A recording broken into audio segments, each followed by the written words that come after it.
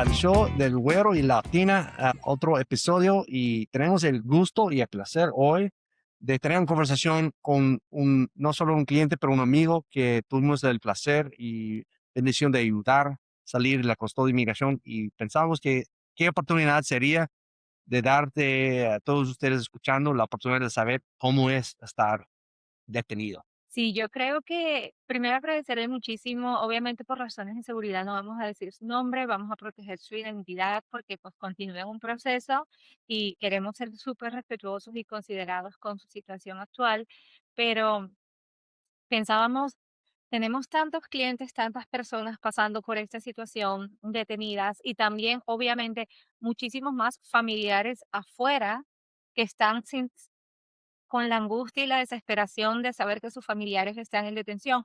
Tenemos mucha gente atemorizada y aterrorizada de pensar que eventualmente puedan caer en un proceso de detención. Y yo creo que incluso para nosotros como abogados, que trabajamos con esto todos los días, que incluso podemos ir a visitar a nuestros clientes en el centro de detención, realmente no atravesamos por esa experiencia, realmente no estamos allí, no lo vivimos, en carne propia, a pesar de que tratamos de acompañar a nuestros clientes lo más cerca que podemos, pues no se compara con haber atravesado esa experiencia en carne propia. Entonces, y de qué otra forma de saberlo o de entenderlo que por los ojos y las palabras de una persona que lo vivió. Entonces, esto es simplemente también para dar un poquito de luz a esas preguntas, a esas dudas y a esa realidad que se está viviendo por tantas miles de personas en Estados Unidos hoy en día. Entonces, no queremos dramatizar yo creo que esto no es un ejercicio de victimización, ni mucho menos, sino como de saber realmente cómo se ve, cómo se escucha, cómo se siente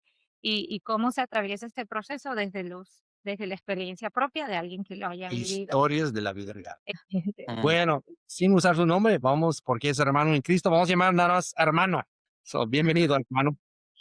Cuéntanos, ya cuántas semanas ya tienes libre de nuevo. Bueno, primero que todo quiero agradecerle sobre todo a Dios por darme la oportunidad de conocer a personas maravillosas como es la abogada Natalia, como es todo su equipo, esas maravillosas personas que Dios pone en nuestro camino para ser un instrumento y ayudarnos en esta situación tan difícil. Bueno, primero que todo, es bien difícil estar en esta situación, es incertidumbre, es inseguridad, que día a día no sabes qué va a pasar al día siguiente, no sabes qué va a ser de tu familia, no sabes dónde vas a amanecer al siguiente día, porque todo es inseguridad, constante cambio y es bien aterrador. Cada día desde, desde esa posición solo le pedí a Dios que protegiera a mi familia porque yo no estaba ahí para hacerlo. Y es como decimos, yo tenía prácticamente las manos amarradas y solamente encomendarme a Dios y que le diera la fuerza a los abogados para que nos pudieran ayudar de alguna manera. ¿Cuánto tiempo estuviste detenido? Bueno, a mí me gustaría empezar más bien, ¿cómo fue tu proceso de detención? Porque tú no cometiste ningún delito, tú no estabas haciendo nada malo cuando te detuvieron. ¿Nos puedes comentar un poquito cómo fue el proceso que hizo que cayeran en detención de inmigración? Bueno, solamente yo estaba manejando mi carro sobre las 6 de la mañana, se dio un poquito. Un oficial me hizo una parada que no supe ni por qué me paró, porque ni siquiera me dio un ticket de tránsito. Simplemente me paró, yo creo que por mi color de piel y me hizo algunas preguntas, me pidió mi licencia, me pidió mi aseguranza, todos los documentos se los entregué, me pidió mi permiso de trabajo, se entregué todos los documentos. Simplemente tuvo una conversación conmigo como entreteniéndome y dejando que el tiempo pasara para que llegaran los agentes de migración. Cuando llegaron los agentes de migración, la actitud del oficial de policía que había sido hasta ese momento amigable cambió totalmente. Me dijo que me arrimara a sus carros y que no hiciera ningún movimiento. Le dije, pero ¿qué pasó? No he hecho nada malo. Me dijo, no, no, tienes que acompañarnos, te vas arrestado con las personas de migración y no vas a hacer nada. Todo bien, todo tranquilo, no, no he hecho nada malo, no me voy a resistir, no. Me pusieron esposas desde las manos, la cintura, los pies. Y cuando llegué al centro de detención me dijeron, un agente que me atendió me dijo: "No tengo o sea, no tenemos razón ni motivo por cuál estés aquí, simplemente las leyes que hay son esas y tienes que estar en detención". Fue algo como que se me acabó el mundo. Estoy en este país hace casi 4 años, todo lo he hecho bien, no tengo ni siquiera un ticket de tránsito por manejar incorrectamente, pero así sencillamente estuve 6 meses detenido. Para mí, los 6 meses más injustos que puede estar detenido una persona sin cometer delito alguno, sin causa probable, sin nada por el estilo, simplemente porque alguien decidió que era un número más y ahí estuve, bien Y triste. déjame, cuando el oficial era un oficial de tránsito, era un policía, sheriff, ¿recuerdas qué autoridad fue la que Sí, sí, era te dio un algún motivo por el que te comiste un stop, no pusiste el cruce? ¿Qué te dijo? ¿Cuál fue el motivo de tu stop? supuestamente él me hace la parada porque como no tenía otra causa, supuestamente me dijo que yo había excedido la línea imaginaria del stop porque ni siquiera había línea donde me detuvo. Supuestamente yo había traspasado esa línea imaginaria y por eso me detuvo. ¿Te puso algún ticket? ¿Te dio No, una infracción para no, pagar una multa o algo por el estilo? no. También tengo entendido, dice que tú leíste tus documentos. Sé que las personas que tienen procesos de inmigración, que todavía no son residentes o no tienen un estatus permanente, su licencia de conducir tiene una mención a que es de carácter temporal. ¿Qué fue lo que causó que, o mejor dicho, cuéntanos cómo empezó este tipo de preguntas sobre inmigración o qué lo hizo pensar que tú no tenías estatus? ¿Tú se lo dijiste? ¿Fue porque no hablabas inglés? ¿Cómo crees que fue que surgió esa inquietud? Posiblemente ya le digo, por mi color de piel, yo le di mis documentos, a lo mejor no, mi inglés todavía no es muy bueno. Ahí está English every day, no es muy bueno todavía mi inglés. Okay. Y para mí fue eso, porque él nunca me preguntó nada sobre migración. El oficial que me detuvo era de los State Troopers y nunca me hizo ninguna pregunta sobre migración, jamás. Y eso es algo para recordar a la gente que DPS ya han anunciado que están trabajando con la migración de esa forma. Es diferente ahorita, no para asustar a la gente, pero van a Ay, que hablar sí. en honestidad. Si te paran en un DPS, va a ser una diferente experiencia si te paran un sheriff o policía local. Okey, y hay una forma que las personas pueden saber qué autoridad les está deteniendo por el vehículo, su identificación, no que eso importe mucho porque no puedes controlarlo, pero supongo Mm. saber en qué aguas estás navegando. Ese tiene obviamente patrullas muy obvios, los negros ponen el cofre blanco y sus Okey, uniformes son de estilo con el sombrero de típico, okey, bueno, no siempre están en sombrero, pero okey. ese estilo Ujú, de el ujú. uniformes como cafecitos, no sé, como una beige. ¿En algún momento te sentiste dijiste algo que me llamó la atención, dijiste que el oficial había sido amigable contigo y había extendido algún tipo de conversación, pero eventualmente su actitud cambió? Sí, correcto. Y los oficiales de inmigración, cuando ellos llegaron, ¿cómo fue la interacción con ellos? A ver, cuando ellos llegaron como 4 o 5 oficiales en autos pequeños, autos yo creo que diríamos que no son autos de migración, eran autos bien pequeños, normales como los que usa cualquier persona en la calle. Ellos llegaron y me invadieron por todas direcciones y me asusté obviamente porque, ¿qué está pasando? ¿Qué hice? Y es cuando le digo que la actitud del oficial que me detuvo todo ese tiempo ahí cambió totalmente. Ese oficial que había sido un poco, como decirlo de alguna manera, un poco modesto, cambió toda su actitud hacia una actitud un poco agresiva, como si yo me hubiese comportado mal, algo así, o como si yo fuera a comportarme mal. Y fue bien drástico el cambio que se comportó ese policía en ese momento. Me dijo: "No vayas a hacer ningún movimiento, no te vayas a querer escapar". Yo nunca me he querido escapar de ningún sitio. Y cuando te transfirieron, ¿a dónde te llevaron? ¿Te llevaron directamente al centro de detención o a veces te llevan como a un punto intermedio donde te procesan antes de llevarte al centro de detención? ¿Cuánto tiempo duró ese proceso? ¿Cómo fue? Sí, correcto. A mí me llevaron a un punto intermedio, duró como casi 10, 12 horas estuve ahí sin que nadie me dijera nada. Y hasta que llegó ese oficial que le digo que me atendió y me dijo: "Te dejé para lo último", porque en ese día había como 12 personas ahí conmigo. Me dijo: "Te dejé para lo último buscando algo para algún motivo para el cual tú pudieras estar aquí. No encuentro ningún motivo, pero aún así tienes que quedarte detenido. Y desde ahí me transfirieron al centro de detención como tal.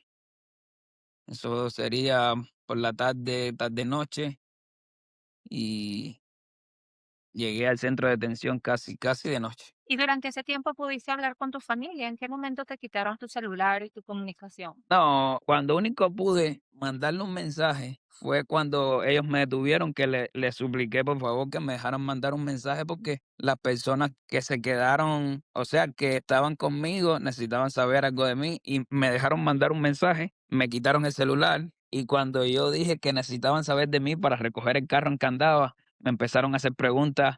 Obviamente en inglés sí las entendía, me dijeron, "Do you have family here? Do you have children?" Yo me dice que no entendía porque sabía que estaban preguntando por mi familia y ahí sí entré totalmente en pánico porque yo van a ir también por mi familia y dije, no, no, I don't understand English. Y ahí yo dije, oh, ya esto sí es más serio. Y desde entonces no pude comunicarme más con mi familia hasta el día siguiente que me dieron una llamada gratis. ¿Y cuál centro de detención fuiste? ¿Fuiste a Pearsall? ¿Fuiste a Tiraljaro? No, y Houston Detention, se llamaba así el centro de detención. Pero después te movieron a Jareo. Sí, después estuve en ese otro centro que tuve 6 meses. ¿Y cómo fueron esos primeros días en el centro de detención? Como entender y aceptar que tu libertad había sido, pues, restringida, que ya sin saber cuánto tiempo ibas a estar allí. ¿Cómo es ese proceso de adaptación en los primeros días de estar allí, verte rodeado de personas que no conoces, sin tu familia? Lamento hacerte recordar eso, pero como Eso eso eso cuenta. es Y no esos solo días. eso, del ambiente, del lugar. A ver, el ambiente del lugar no era tan malo como la incertidumbre que involucraba ese lugar. Ahí se nos acabó la tranquilidad.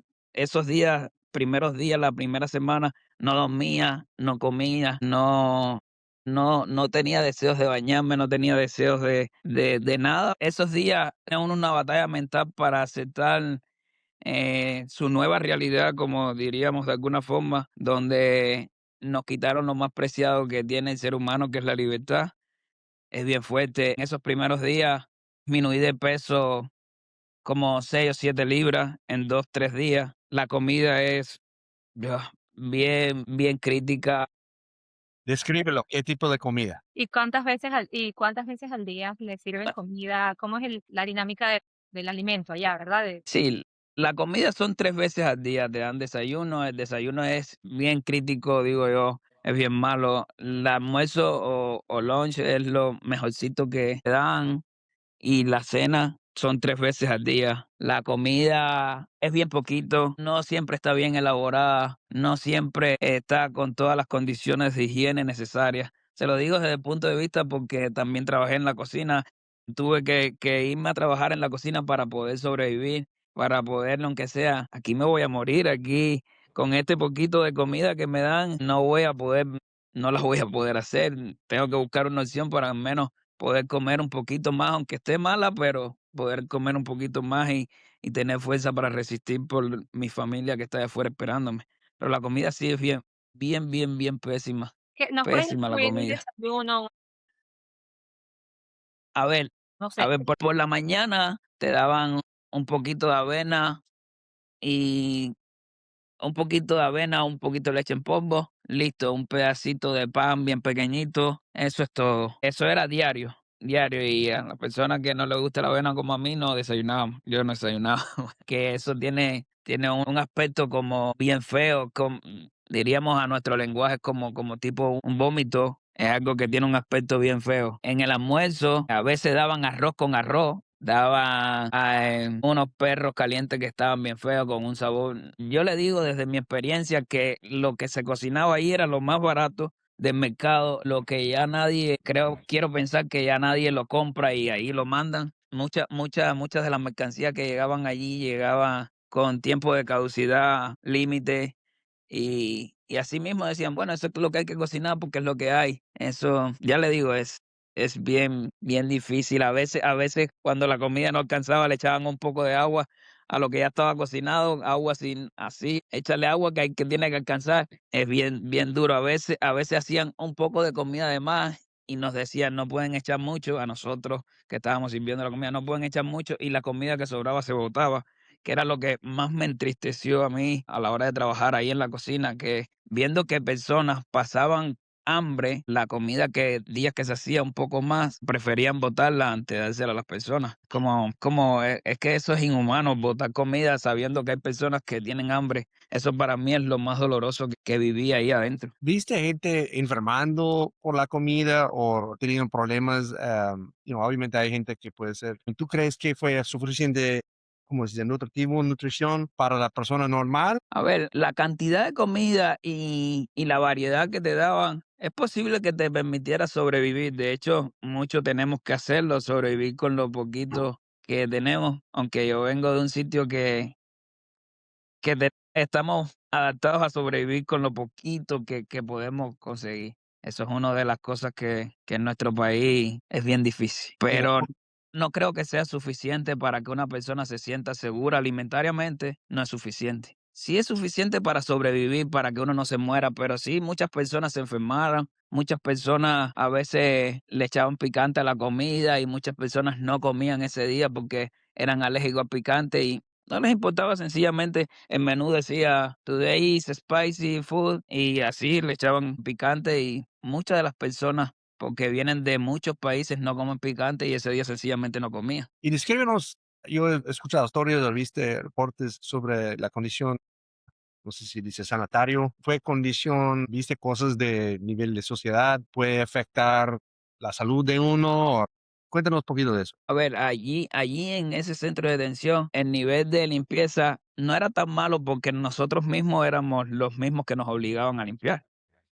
A nosotros allí no existía personal de limpieza, nosotros mismos eran los que nos obligaban a limpiar por $1 al día.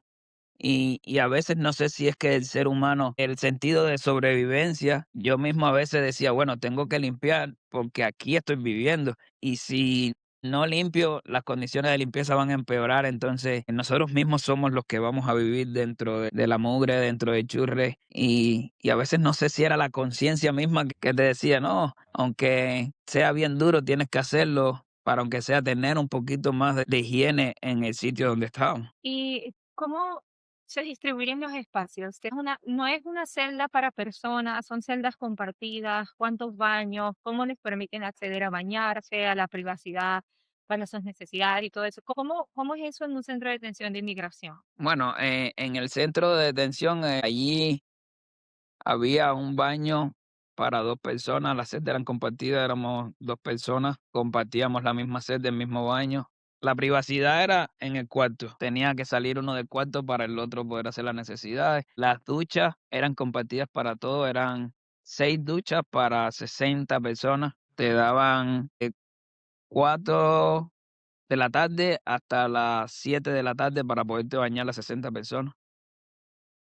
64 personas exactamente éramos.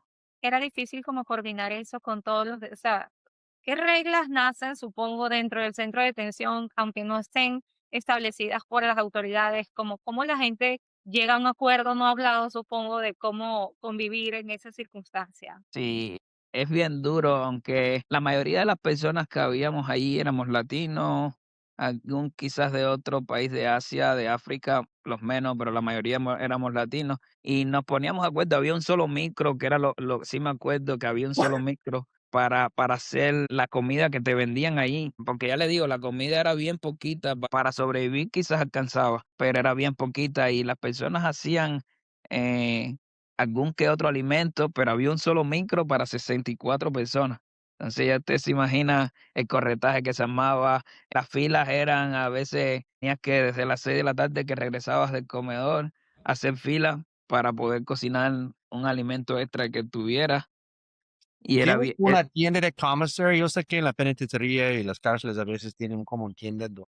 sí, sí, eso sí existía ahí, una tienda de comisaria que podías hacer el pedido sábado y domingo y te llegaba a la otra semana. ¿Qué podías pedir allí, por ejemplo? Bueno, allí podías pedir cosas muy básicas como había sopas maruchas, arroz, algunas carnes secas, carnes en paquetes que eran ya preelaboradas, podía pedir avenas. Ya le digo, yo no tengo muchas galletas, Doritos, algo, comida muy básica, precocinadas y preelaboradas. No tengo mucha experiencia de lo que era la comisaria porque el poquito dinero que ganaba allí lo utilizaba para poderle poner al teléfono y poder hablar con mi familia, que era lo que más me entristecía, no poder tener ese contacto con mi familia por la Mencionaste escasez que de recursos.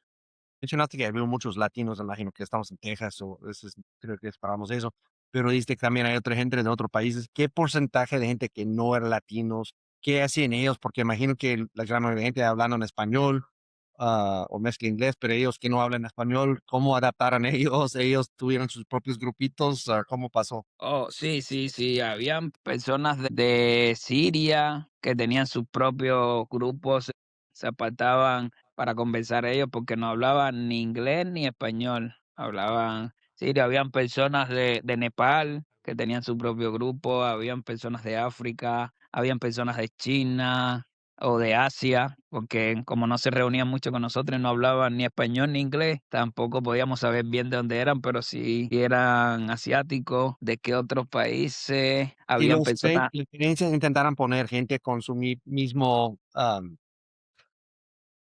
paisanos de su país, si fue posible, o no, pues no importan ellos, pusieron un chino con alguien de África o alguien de Sí, Cuba sí, con ahí Rusia. sí, sí, ahí te ponían con el que cayera, con el que en la celda estuviera disponible en ese momento. Si entraban 5 y habían 5 celdas vacías donde cayera, no importaba con quién. Tengo una experiencia muy compleja que me pusieron cuando llegué con un señor que era bien religioso, pero a todas horas profesando su religión y no dormía casi nunca y tuve que hablarle a la supervisora, le dije: "Ey, ¿sabes qué? O me saca por pasillo porque de forma que tengo la cabeza pensando en muchas cosas, también no voy a poder dormir. No, yo prefiero dormir en el pasillo". Y es bien difícil la convivencia, bien compleja. Los oficiales tienen un sentido de superioridad, como si no fueran personas, si no logran tener esa empatía con las personas que estábamos allí, incluso sabiendo que no éramos malas personas, que no éramos criminales y que nos trataban mucho de los oficiales bien feo. La gran mayoría de gente sabemos eso por no solo nuestros propios clientes, pero solo por los porcentajes que comparten el gobierno con el público. Y la gran mayoría no tienen récord criminal feo de nada, tickets, cosas chiquitas tal vez, pero no son gente violento, pandilleros, como describe Trump y su administración. Uno piensa que es llena de los peores personas de la sociedad, pero no es cierto, son gente normal. Pero dijiste que los guardias, la gente manejando la propiedad, te trataran como si fueras un Así es. criminal.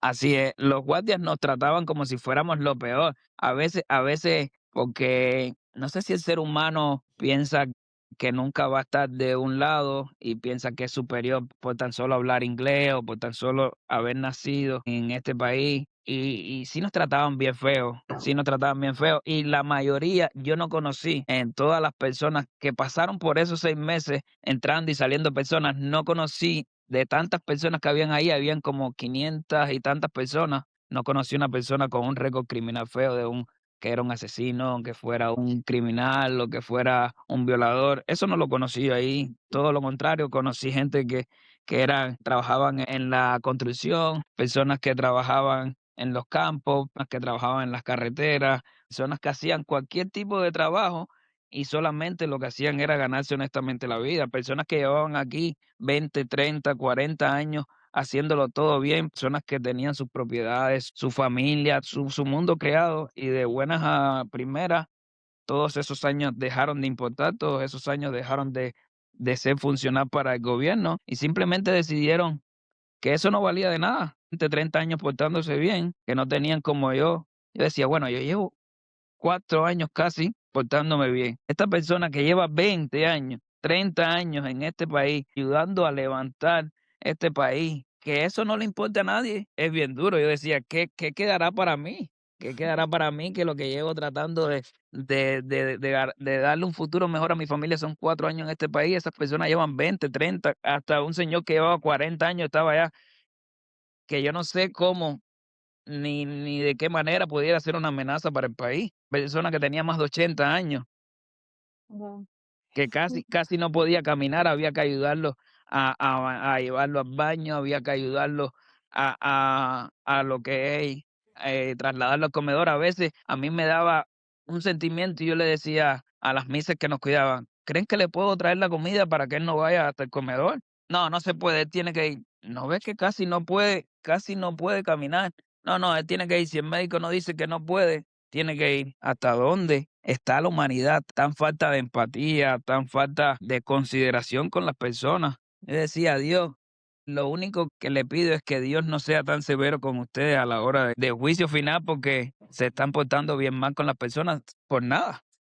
Había atención. Yo creo que tú no sufriste ninguna afección de salud cuando estuviste allí, pero que pudiste observar, ¿había atención médica para las personas que estuvieran pasando por alguna situación grave o seria de salud? O Bueno, medicinas ahí para gente que tiene recetas y necesitan tomar medicamentos diarios. sí, ahí conmigo había un señor que tenía un marcapasos puesto en el corazón, ni siquiera podía pasar por abajo de las máquinas de seguridad. Hay unas máquinas de seguridad que te obligan a pasar por ahí, detectores de metales, y te obligan a pasar por ahí cada vez que sales de lo que es las habitaciones donde nos tenían, y ese señor ni siquiera podía pasar por debajo de esos detectores de metales por su condición médica, y sí tenía un registro médico que su médico de cabecera le envió al centro de detención, donde él necesitaba atenciones especiales y nunca las obtuvo. Eso sí, nunca las obtuvo. Donde dijeron, el médico le dijo con un comunicado que les envió al centro de detención, que ese señor ni siquiera podía tomar un avión, y eso ni siquiera les importó, porque la actitud afecta a ese marcapaso, y eso ni siquiera les importó, así mismo lo deportaron. Cuando una persona era deportada o salía, ¿cómo era cómo afectaba eso al espíritu dentro del centro de detención? Me imagino que es una constante entrada, salida de personas, unos entran recién detenidos, otros salen en libertad, otros salen deportados. ¿Cómo se vive eso desde adentro a tu alrededor cuando no eres tú el que lo está viviendo? Porque llegó el día en el que tú saliste, tenemos un video hermoso abrazando a tu familia y es uno de mis videos favoritos, pero bueno, eso pasó tiempo para que eso sucediera y mucho tuviste que ver antes de que ese momento llegara para ti. Sí, a ver, ¿cómo le digo? Ese momento era uno de los momentos más tristes, porque a cualquier hora levantaban a las personas, lo mismo a las 2, a las 3, a las 4 de la mañana, no había horario para decirle: "Dale que te vas", y las personas ni siquiera sabían hacia dónde estaban yendo. Las personas, nosotros le preguntábamos, porque siempre estábamos pendientes de los que salían: "¿Qué te han dicho? ¿A dónde vas? ¿Sabes para dónde te van a enviar?". "No sabemos nada, no me han dicho nada. No sé ni siquiera a dónde me están enviando". Uno decía: "Guau". Sabrán de nuevo esas personas, sus familias sabrán de nuevo de ellos. A veces nos dejaban el número de teléfono: "Llamen a mi familia, por favor, díganle que me sacaron de aquí". Y a veces llamábamos a las familias y la familia nos decía: "No se ha comunicado con nosotros, no sabemos dónde está, no sabemos qué ha sido de él, no tenemos idea qué estará pasando, dónde está". Y las personas se quedaban incomunicados 2, 3, 4 días con esa incertidumbre sin saber qué ha sido de su ser querido. Y nosotros desde allá adentro tratando de dar apoyo: "Sí, no se preocupe, el proceso demora 2, 3 días, a lo mejor pronto se comunican", sabiendo nosotros mismos que esa incertidumbre era algo bien negativo, pero tratábamos de unirnos desde nuestro punto para darle fuerza y apoyo a la familia, pero sabíamos de nuestra realidad que era inseguro, que no sabíamos nada de esa persona. Y cuando te llegó a ti tu momento de salir, ¿cómo fue ese proceso de liberación? ¿Cómo te avisan? ¿Cuánto tarda en que te saquen? ¿Qué te dicen? ¿Cómo te tratan? Porque pues tú saliste gracias a una intervención de un juez federal y pues yo me imagino que no les alegra mucho cuando un Ajá. juez federal les dice que tienen que hacer. Cuando a mí me dijeron, yo estaba regresando del almuerzo y me dijeron: "Hey, ¿sabes qué? El nombre tuyo salió aquí y me enviaron que tienes que recoger tus cosas". ¿Recoger mis cosas para dónde? Ya yo sabía Ya que había para salido.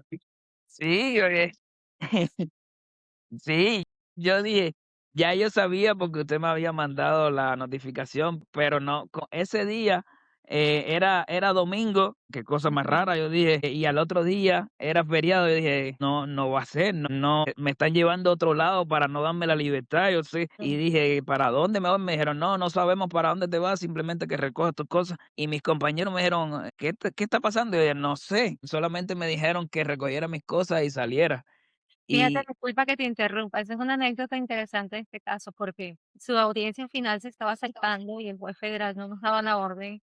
Yo estaba súper angustiada, nos comunicamos con el juez federal diciéndole, señor juez, si no decide, me lo quieren deportar porque el gobierno presentó una moción para preterminar su caso unos días antes, en fin, fue bastante tenso. Ese fue el fin de semana antes de un lunes feriado federal y llegó el viernes a las 6 de la tarde, no tenemos la orden, yo dije, "Pero dije, ya valió, ya no nos da chance". Pues mira, yo no sé qué pasó, Dios te acompañó, Dios te bendijo, porque sí, el sábado a las 10 de la mañana recibimos la orden del juez federal. Yo dije, este juez trabajó hasta el sábado. Yo no paraba de darle gracias a Dios, no podíamos creer lo que veíamos. ajá, Sí. Y entonces, en verdad, sí fue algo poco común, ¿verdad? Porque nadie esperaba una decisión, un cambio durante un fin de semana con un así es. ¿verdad? Entonces era como raro. Así es, esa fue la incertidumbre que me llenó en ese momento. Yo dije, bueno, la abogada me dijo que el juez federal había determinado esto, pero es domingo. No creo que, porque los domingos, las personas que salían los domingos eran deportados, Ay, la Dios. gran mayoría. Yo dije, yo esperaba esa noticia para el martes, porque el lunes era feriado federal. Entonces,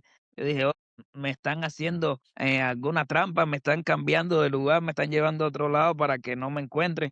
Y esa incertidumbre te hace tanto daño que hasta el día de hoy, solamente cuando me vi afuera con mi familia abrazándolo, fue cuando me lo creí. So, qué interesante que no te dijo que, hey, tengo buenas noticias, tú vas a salir hoy. Como te dio una drama de no decirte, así, es cruel. Sí, sí, O, Ah, sí. sí, Sí, parece. lo yeah, me daría feliz decir, hey, qué bueno para ti, tú vas a salir. no, eso no existe. Los agentes de ICE que ahí estaban me dijeron, ¿sabes qué? Un juez federal ordenó algo para ti. No me devolvieron mis documentos, mi licencia de conducción, no me devolvieron nada. Simplemente me dijeron, firme este documento. Y como uno tiene tanto miedo de firmar algo y todo te lo dan en inglés, yo decía, ¿firmo o no firmo? ¿Qué hago? Porque muchas personas le han dado documentos a firmar y ha sido después engañado que son documentos de deportación.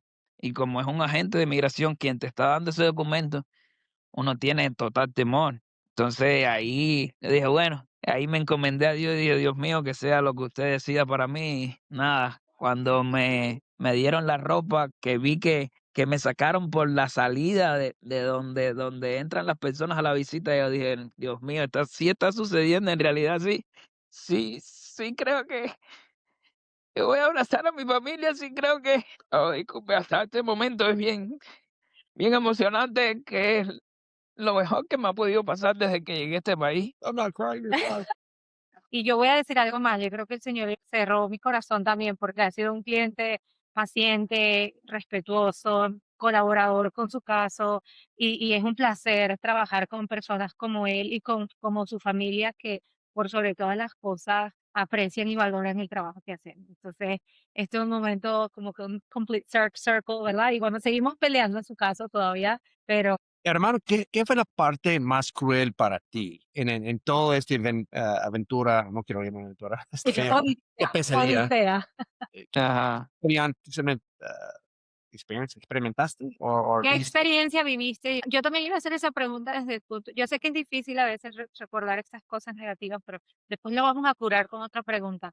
Pero ¿qué fue la experiencia más cruel o el momento más difícil que viste? A lo mejor no para ti, sino para otra persona, o a lo mejor fue contigo mismo, que tú, donde viste la peor muestra de crueldad, digamos. la desesperación más Sí, profundo? exacto. ¿Cuál fue ese momento que te impactó y dijiste, wow, ¿qué está pasando? A ver, Pobrecito. yo Recuerda los Sí, peores momentos de tu vida. queremos saberlo en detalle. sí, sí, yo, encontré en el centro de detención un refugio donde lograba, huir de la realidad. A lo mejor muchas personas me van a entender, otras a lo mejor no. Ahí a nosotros nos entregaban unos puzzles de piecing puzzle, de rompecabezas, como decimos en Ah, español. Y eso me hacía volar de la realidad y me hacía, no estar en ese momento, en ese sitio. Teníamos unos rompecabezas de 2000, de 3000 piezas, y ahí emboscaba todo mi tiempo para no pensar en la realidad que estábamos viviendo. Y entonces me hacía tan ágil armar los rompecabezas que me distraía tanto. Y la realidad más cruel que yo viví ahí es que había una señora que era la encargada de la recreación y lo que era a cambiar todos los juegos para que las personas se distrajeran. Y esa señora tenía en su oficina un estante lleno de más de 300, 400 rompecabezas. Y sencillamente porque a ella no le daba su gana de cambiarnos los rompecabezas cuando terminábamos de armarlo, nos decía: "No, hoy no es posible. Si están ahí, usted está sentada ahí al frente, es simplemente tome este que ya lo terminé y deme otro". Y a ella no le parecía, porque yo le decía: "Qué difícil es tener empatía con las personas que estamos pasando por esta situación, que ni siquiera puede sentirse sensible y en nada, porque eso es nada. Simplemente cambiarnos ese juego que para ella no era nada, pero para nosotros era una fuga hacia otro sitio, hacia otra realidad alternativa. Y esa señora simplemente no le interesaba, como si los que estuviéramos ahí fuéramos animales, no tuviéramos pensamientos, no tuviéramos familia. Es bien triste que no sentían empatía por nada ni por nadie. Disfrutar del sufrimiento ajeno, o sea, teniendo, Así es, no sé, tienes un salvavidas y dices: "Pero me lo quedo acá, no te lo voy a dar", porque en ese así es. momento te estaba ayudando. Wow.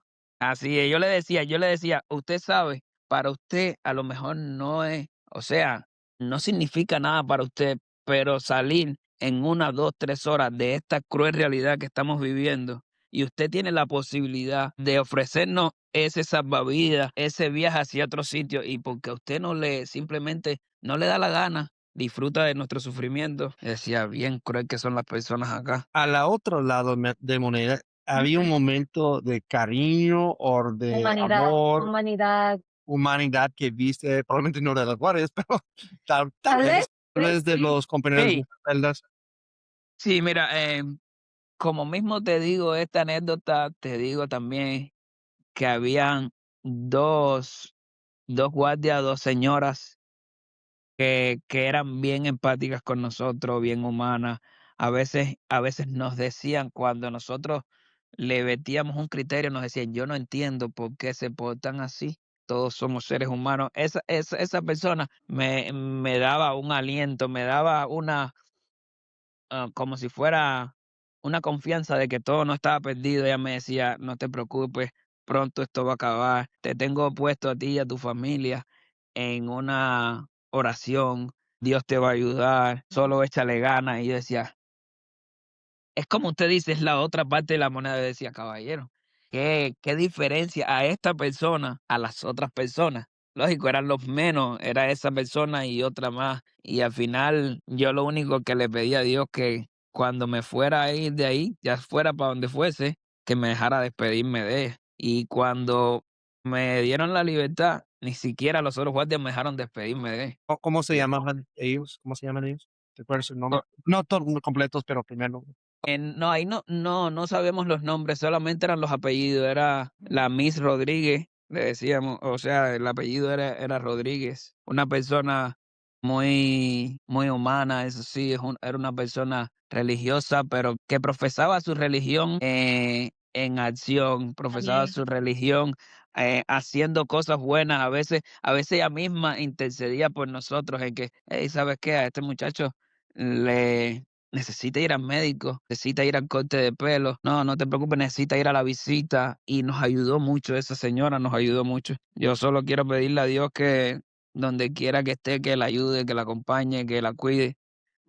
Habían un promedio de 30, 40 guardias. Se puede sacar a ella, quizás otra más, de ahí en fuera. Oye, a mí me da como curiosidad, ¿en qué se pasa el tiempo cuando estás detenido? Sé que tú trabajaste, no solamente eso, es más allá decir que le dieron un certificado de buen comportamiento en el centro de detención. O sea, no solamente porque Ujú. tuvo un récord criminal, sino que se puso a trabajar y yo no sé cómo consiguió eso, pero le dieron un certificado de buen comportamiento dentro del centro de detención. Yo creo que cuando uno es lo que es, lo lleva a donde vaya. Y él así Así es.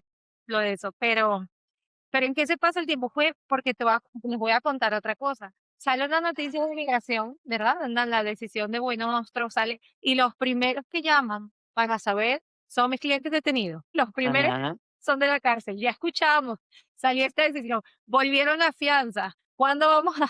¿Cómo se enteran tan rápido? ¿Tienes acceso a las noticias? ¿Qué sucede allí? ¿En qué pasan el tiempo? ¿Pueden ver televisión? Algo tiene que ser, ¿no? Acceso al internet. No, acceso al internet no tenemos. Tenemos una red de comunicación que sabemos que todo está siendo grabado, pero los familiares constantemente nos están avisando y como somos tantos, el que no ve una noticia, un familiar la ve la otro y lo ve el otro y lo ve el otro, entonces nos comunicamos entre todos y decimos, bueno, salió esta noticia, avísenles a sus abogados a ver en qué le puede convenir, en qué le puede ayudar y todos en eso sí, ahí éramos como una familia, nos comunicábamos en las nuevas noticias que alguien vio que nosotros no podíamos ver. Y el tiempo, Es difícil, ¿no? Porque yo tengo 25 años siendo abogado y mucho de eso defendiendo gente en la cárcel criminal. Y so, dentro de la cárcel criminal igual gente habla, right? ¿Qué hace, dice tu abogado? ¿De qué Claro. estás acusado? ¿Qué está pasando con tu caso? ¿Qué evidencias? ¿Qué argumentos? Y así es. hay gente que tiene buena opinión o que tal vez aprendieron. Hay mucha gente que no sabe mucho y igual pueden compartir tonterías o falsas esperanzas o Ujú, mal información. ¿Cómo sí. decides o ese es creíble o ese no? Bueno, yo contaba con mi esposa, que es una persona que nunca, le doy gracias a Dios por tenerla a mi lado, que nunca me abandonó, siempre estuvo dándome ánimo, siempre estuvo diciéndome, baby, esta noticia sí, la busqué aquí en internet, sí salió, sí puedes preguntarle a la abogada. Y yo, muy respetuosamente, como ella dice, y yo le decía, mi amor, no le voy a preguntar porque me da pena estarle ocupando su tiempo, sé que es una persona muy ocupada. Vamos a esperar que el tiempo de Dios es perfecto. Y el tiempo de Dios me lo demostró que sí, que cada cosa Él la pone en su sitio. Y como le decía, el tiempo ahí no hay mucho en qué ocuparse. Yo por eso me gané el diploma de buen trabajador, porque yo trabajaba todos los días. Obligatoriamente teníamos que trabajar 5 días a la semana. Pero como no teníamos más nada que hacer, yo trabajaba los 7 días a la semana. A ¿Cuántos días a veces la semana tienen que trabajar? 5 días a la semana teníamos que trabajar de 6 horas diarias, 6 a 7 horas diarias. ¿Cuánto te pagaban por eso? En la cocina pagaban $3, era donde más pagaban. En la limpieza pagaban $1 y en la lavandería pagaban $2. El día, El día, sí. Correcto. Nosotros trabajábamos en la cocina, habían 3 turnos de trabajo. Yo escogí el turno más largo para que el tiempo se me fuera más rápido. Escogí el tiempo de la tarde y a veces cuando no me tocaba trabajar, le preguntaba a otro compañero, hey, ¿no quieres trabajar? ¿Quieres que vaya por ti? Para no pensar. Entonces trataba de agarrar el trabajo también que casi nadie quería en la cocina, era el dishwasher, es donde lavamos todos los platos que salen sucios de todos los que comen. Y yo decía, ese es mi trabajo, ese es el que yo voy porque nadie quería ir. Y yo, no, ese es el que a mí me gusta, que se me iba el tiempo así, no pensaba. Eso es como le digo, es una tabla de salvación para no pensar en la realidad cruel que teníamos allí. La gente me decía, ¿por qué tú vas a trabajar? Y le decía, hermano, yo voy a trabajar por no pensar en todo lo que no puedo hacer, en todo lo que no puedo ayudar a mi familia ahora mismo, por no pensar en lo que están pasando mis hijos y mi esposa sin mí allá afuera. Por eso voy a trabajar. O déjame animarte a ti y todos escuchando, nunca tenga pena en hacer un pregunta a tu abogado, especialmente en casos tan serios. ujú, Por eso existimos y es nuestro placer intentar contestar lo mejor que podemos. A veces las respuestas no son fáciles porque la inmigración puede ser muy complejo. Especialmente en tu caso hay sí, cosas claro. muy particulares que es muy única a situaciones que entran en pro por cubanos y la ley ni está de acuerdo. A veces en los cortes Ujú. superiores de circuito son no de acuerdo. So, nunca sienta mal por dudar, hacer un pregunta o pedir clarificación porque es Y importante. y dejándote dicho que él cuando llamaba a hacer una pregunta parece que ya se había leído el caso. Él cuando me llamaba a preguntar: "¿Por qué tu esposo dice esto?", y yo decía: "Dios mío, pero este es un abogado, un paralegal o un miente".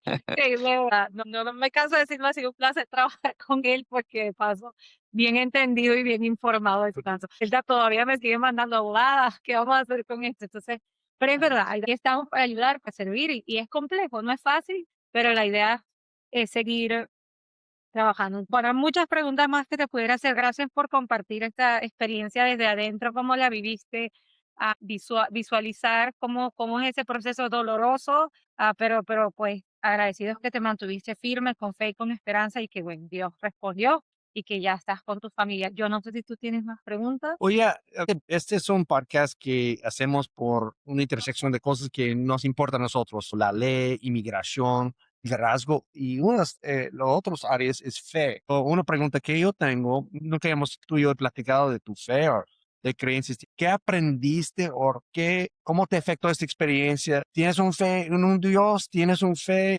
en algo? ¿Hay una lección que aprendiste tal vez de la vida o de la... A ver, sí, yo tengo mucha fe en Dios. Siempre mi fe está puesta en Dios. Siempre mi fe está puesta en esa persona que aunque no vemos, aunque no escuchamos, sí sabemos que está ahí porque nos habla desde el interior. Tengo una fe en una persona que nunca, nunca, desde que vine de mi país, nunca me ha abandonado. Y con esa persona, cada vez que hablaba, me decía, tranquilo. Esa palabra me llenaba de fuerza, me decía, tranquilo, todo va a salir bien. Esa palabra me agarré desde la mano de Dios y de esa persona que nunca me ha abandonado. Y yo decía, si Dios tiene algo para mí, no va a haber nadie ni fuerza en el mundo que lo pueda cambiar de mi camino. Y si esta persona que nunca me ha abandonado me dijo, tranquilo, todo va a salir bien, yo por eso estaba bien tranquilo. Y también le daba gracias a Dios todos los días de tener a la abogada que tengo, porque cada vez que la llamaba para una inquietud, la llamaba bien tempranito, que ella no A me las deja mentir. 7. La llamaba bien tempranito para tratar de que no estuviera ocupada y poderle hacer la pregunta sin interrumpir su horario de trabajo. Si Dios me la puso a ella en mi camino y a ese equipo maravilloso, yo digo, no hay quien pueda contra mí, no hay quien pueda, porque de la mano de Dios todo es posible. Y hermano, ¿tú eres cristiano? ¿Qué describe tu fe? Yo no diría que soy cristiano porque en la iglesia cristiana he visto muchas cosas. Vi desde mi punto de vista y desde mi perspectiva allá adentro, vi muchas personas que no lo hacían todo bien. Obviamente somos seres humanos, pero soy de las personas que cree que para creer en Dios, ay, disculpe, para creer en Dios no hay que ir a una iglesia. Simplemente para creer en Dios hay que saber los mandamientos que Él dice y es ser buen padre, buen esposo, buen hijo, buen amigo, buena persona y tratar de hacer con el prójimo lo que quisieras que hicieran contigo mismo. Y desde mi posición no veo tan imperativo que tengas que ir a una creencia religiosa porque hay tantas creencias que dividen la fe y al final solo hay un Dios. Y Dios dice que trates al prójimo como a ti mismo y eso es lo que trato de hacer. Trato de ayudar a las personas, trato de portarme bien, trato de ser mejor ser humano cada día. Y Mm. me parece que con eso es suficiente para creer en Dios. Me parece que Dios por eso me recompensó. Para mí lo más importante es la familia, para Dios también era lo más importante. Y creo que con eso Dios sabe cuál es mi posición y cuál es mi creencia hacia Él. La razón que te pregunto, no quise asumir nada y no se sabía si había mencionaste amar a tu próximo como a ti mismo. No sabía si había un versículo de la Biblia o una historia de la fe que te animó o recordaste para animarte durante los tiempos difíciles. Sí, había una historia bien bonita que leí de la Biblia, que era la historia de Job. Era una persona que el Satanás le dijo a Dios que él iba a negarlo en algún momento y Dios le dijo, te lo voy a poner a prueba, quítale todo, mas no le quites la vida y verás cuán grande es su fe. Y así fue, Satanás le fue quitando cosas a Job y fue quitándole y nunca Job eh, nunca abandonó su fe en Dios. Y yo decía, yo lo único que le decía a Dios, Dios, lo único que le pido es que donde quiera que usted me ponga, que me ponga junto con mi familia. Que donde quiera que usted me lleve, que por favor no me vuelva a separar de mi familia. Es lo único que le pedí a Dios. Y creo que junto a esa fe y de la mano de Dios, aquí estamos junto a las personas maravillosas que Dios puso en mi camino también por ayudarme en este proceso. Ya te voy a hacer una pregunta más, porque a mí, insisto, me encantaba hablar. Él agarró el truco, él me llamaba a las 7:30 de la mañana. Yo veía una llamada del centro de Eres atención. tu gallo. Sí, eso me despertaba. O sea, yo tengo una llamada del centro de atención a las 7:30 y yo sabía que era él. O sea, que él, muy inteligente, mi cliente dijo, si yo la llamo a esa, y es verdad, a esa hora yo no he llegado a la oficina, me Ajá. agarró dejándolo por fuera y él Y contestaba. con todo respeto, por eso es mejor abogada que yo, porque no te voy a contestar. No, hubiese estado dormido a esa hora, pero ya yo llegó el punto en el que ya yo veía la llamada a esa hora y si no me podía contestar, yo llamaba al esposo. ¿Qué pasa? Ajá. Pero bueno, yo recuerdo mucho, y algo que a mí me impactó mucho de trabajar con él, es que él siempre tenía un espíritu animado, yo decía, Dios mío, se desanima uno aquí afuera, se desespera uno aquí afuera, ¿cómo ese señor logra mantener? Y bueno, él está hablando, ¿verdad?, de lo que lo sostuvo. Pero yo recuerdo mucho que solamente en una ocasión yo hablé con él y quedé preocupada. Él está muy desanimado y es la primera vez en 5 meses, habían pasado 4 meses, y yo lo encuentro así, y yo estaba preocupada, hablé con su esposa. No sé si te recuerdas o eso te trae Sí. a la mente, que me gustaría que nos ¿qué pasó? ¿Qué cambió y cómo te levantaste otra vez? Porque eso fue un momento específico y después él volvió a levantar. Sí, a ver, como yo le digo, en nuestra familia existe mi esposa y existen mis hijos. Mis padres están lejos, mi papá falleció ya y nosotros como familia, mi esposa y yo hemos sido un apoyo uno para el otro. Es como yo le digo a mi esposa, tú eres el motor de mi carro, si tú fallas, mi carro no avanza. Esa es como una comparación que siempre le hago. Y ese día había llamado a mi esposa y ella no pudo disimular lo mal que se sentía, lo triste que estaba, la incertidumbre por la que estaba pasando. Y yo pude percibir eso en su voz, aunque ella trató de disimularlo porque llevamos tanto tiempo que es difícil disimular esa parte. Y yo le decía, si tú te derrumbas, yo no tengo quien me soporte, no tengo quien me aguante, no tengo, tú eres el eje principal de esta construcción. Si tú te caes, yo también me caigo. Y en ese momento ella no pudo soportar sentirse así, yo no pude soportar tampoco y fue lo que más me maltrató en ese momento. Verla a ella con esa que es normal que uno se derrumbe, pero cuando yo me derrumbaba, ella estaba ahí para echarme un poco de porra y decirme, dale, dale que tú eres un guerrero y cuando ella se derrumbaba yo le decía, ¿qué pasa? Claro. Dale que tú sabes que yo estoy resistiendo todo esto gracias a ustedes, pero llegó un momento en que colapsamos los 2 y no teníamos fuerza uno para animar al otro, y ese día fue bien difícil. Pero se levantaron, te puedo decir Sí, que se levantaron y son un ejemplo sí. de verdad de familia y de matrimonio y ha sido un placer verlos, apoyándose y durante todo este proceso. He sido testigo, no de primera fila porque no los veo todos los días, pero sí he podido ver ese amor incondicional y ese apoyo del que tú estás hablando y pues, que Dios se los bendiga y les dure toda la vida. Así es. Y yo sé, a mí como Natalie dijo, tu actitud era en bendición para ella. Y yo no trabajaba en tu caso directamente contigo, pero yo podía ver, y no es difícil a veces ser abogado porque no ganas todos los casos y Okey. te inviertes tus emociones y tu esfuerzo, tu energía y todo esto y para fallar no es un sentimiento no, no nos da placer pero cuando trabajas con alguien tienen buena actitud como tú lo tuviste y que tienes y anima también a nosotros. So, Hace gracias por eso. Sí hace una diferencia trabajar en que al final del día somos un equipo. Nosotros estamos sirviéndolos y trabajando con ustedes, pero no podemos solos. Ujú. Es tan importante cuando los clientes entienden cómo tienen que apoyar en su proceso y cómo son una parte integral de su defensa. Y yo creo que eso jugó aquí un papel importante. Y sí, yo he sido tu abogada en tu caso en la Corte Federal, todavía no tenía mi licencia aprobada. Así que Jeff tuvo que aprenderse tu caso de pies a cabeza, de adelante para atrás, porque él fue el que tuvo que ir a defender tu caso en el juez federal. Hizo un trabajo maravilloso y pues, realmente fue quien hizo que pudiéramos ganar ese libreto. Fue un trabajo en equipo de toda la firma y de verdad que yo creo que hasta para Jeff conocer tu caso desde adentro y todo lo que habíamos hecho, él también dijo, wow, de verdad han peleado sin parar en este caso durante meses y meses y verlo llegar a su momento, pues culminante, al menos en la Corte Federal, fue muy emocionante. Entonces, bueno, gracias a los dos a ti, tremendo cliente y bueno, el abogado que me ayudó a sacarte de él. Tal es muy amable, pero yo quiero decirte a ti, entonces, ella fue el motor, fue el cerebro, ella fue la energía y por todo eso, gracias a Dios y a Natalia. Una pregunta Ah, más. perdón. Sí, sí. Como muchas preguntas, ¿tú tienes una pregunta Ah, para sí. nosotros? No, yo lo que, como siempre, les quiero decir, un día una anécdota, Natalia me dijo que estaba cansada de los abusos que se estaban cometiendo en las cortes y que ella sí quería pelear ese caso en la Corte Federal porque para ella se le había vuelto algo personal y yo dije, wow, si Dios me puso esto en mi camino, tenemos que ganar porque diciéndome esto, esta persona que ni siquiera me conoce, ni siquiera sabe la calidad de persona que vive en mí y Dios me la puso ahí, me está diciendo eso. No, no, no, nosotros vamos hasta el final, como le decía, nosotros no tenemos otra alternativa que irnos hasta el final en esta batalla. No hay opción, es ganar o ganar, es o morir al final de la batalla, pero no nos vamos a rajar. Y eso me dio mucha, mucha fuerza.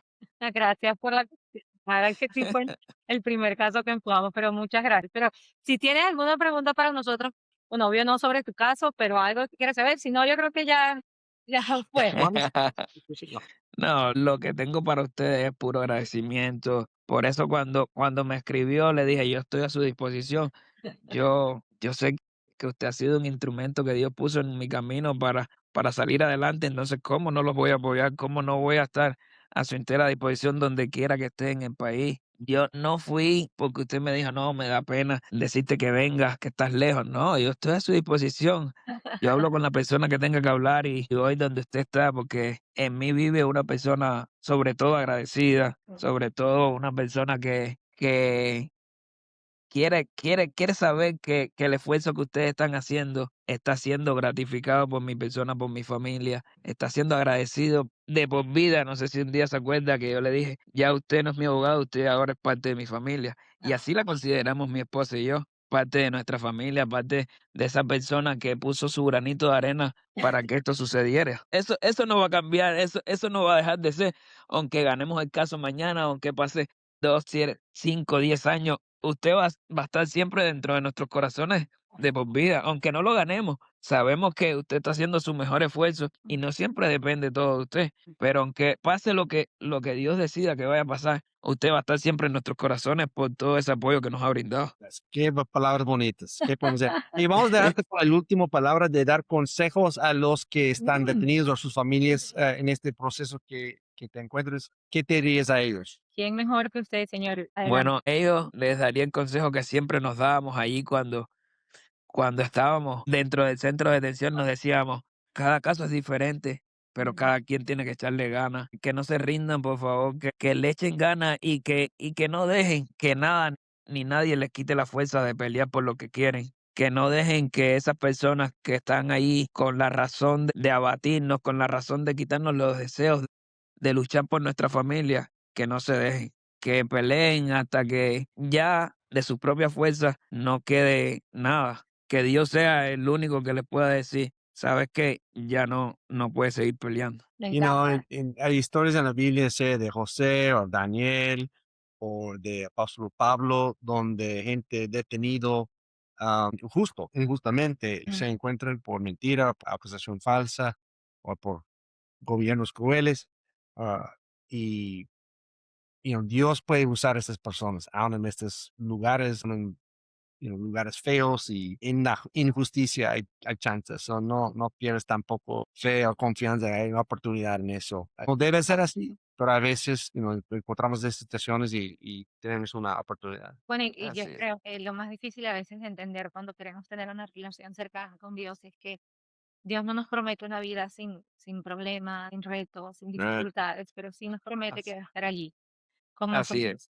mientras las atravesamos. Y eso yo creo que es lo más difícil de aceptar cuando queremos acercarnos a Dios. Y yo creo que Él ha sido un ejemplo de esa presencia de Dios en esas dificultades y que nos acompaña a nosotros también mientras peleamos por cada uno de los clientes que nos quedan detenidos y todos los que vamos a seguir apoyando.